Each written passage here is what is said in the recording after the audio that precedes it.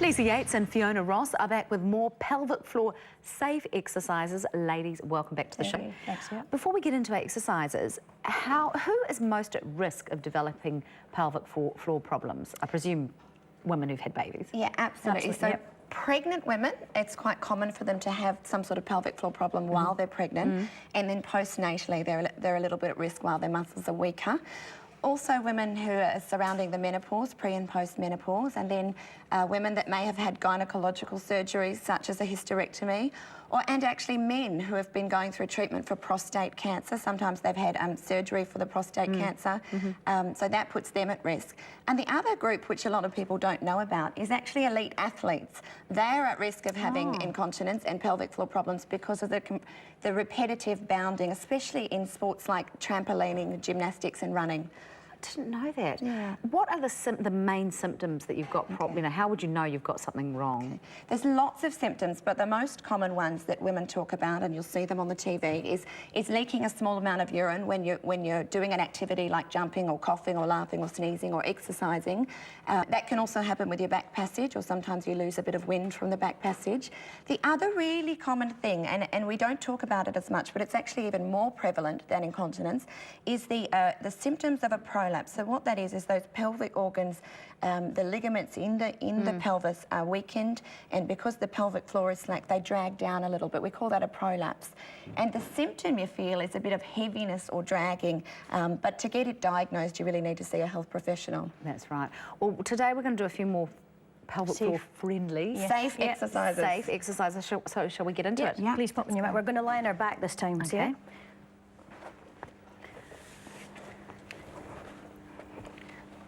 Music, thank you. Okay. So let's just check.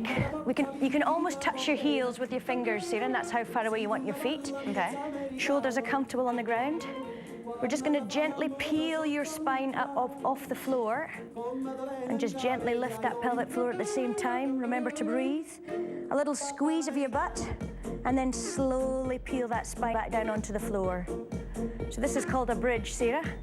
And again, push up through the heels, peel that spine all the way up, gently lift that pelvic floor, breathing, and gently bring it all the way down. So just make sure the emphasis is on pushing up through the heels just to get your butt muscles working and those pelvic floor muscles working. And gently bring it back down. We're going to turn onto our side, so let's all come towards me. So your elbows under your shoulders. Everything's in flush. You're going to lift up those hips. Again, gently draw on that pelvic floor. Make sure your shoulders are stacked on top of each other. Let's reach up with one hand. Make sure you're breathing, gently lifting that pelvic floor. And you can actually feel what's happening, Sarah. So if you pop your hand underneath in your bottom waist and then check your top waist, can you feel the difference? They both feel very flabby, unfortunately.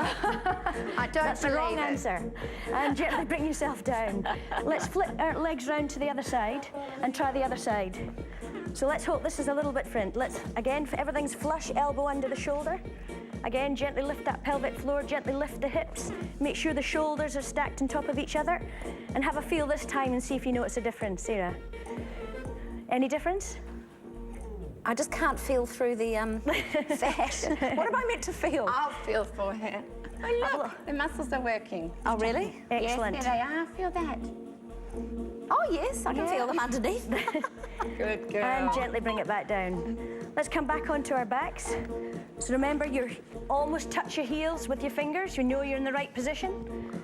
So remember, we're peeling our spine up off the floor as though you were playing a piano, so every vertebrae is touching the floor. Okay. All the way up. Little squeeze into the butt by pushing up through the heels.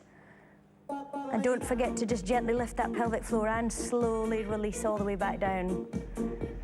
And again, tuck your chin in, so keep your chin and your neck nice and long there. Again, peeling that spine up off the floor, squeeze into the butt.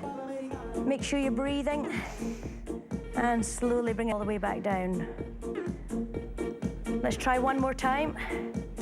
And again, peeling that spine all the way up. Little squeeze into the butt.